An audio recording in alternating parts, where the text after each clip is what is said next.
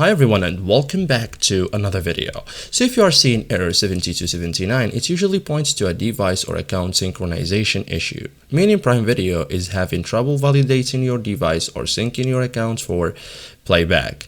In this guide, I will show you step by step how to fix error 7279 on Prime Video in 2026, simple and effective. So first thing you have to know that error 7279 is usually device or account related. It's common on smart TVs, Fire TV, and streaming devices. It's often caused by sync or authorization glitches. Okay, so focus on accounts plus device refresh.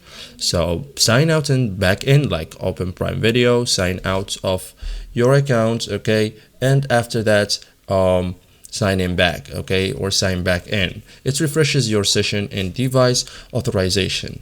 Restart your device too, like restart your TV or phone or streaming device. It clears temporary glitches.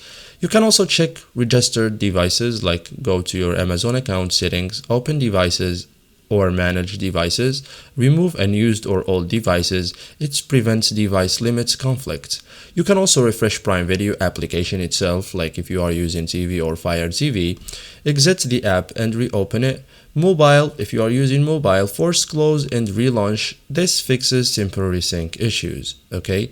You can also update the app, like go to your app store, okay, and look for Prime Video and updates the application, okay? This fixes bugs and improves compatibility, okay? So this is it guys for today's video. Thank you for watching and see you in the next tutorial.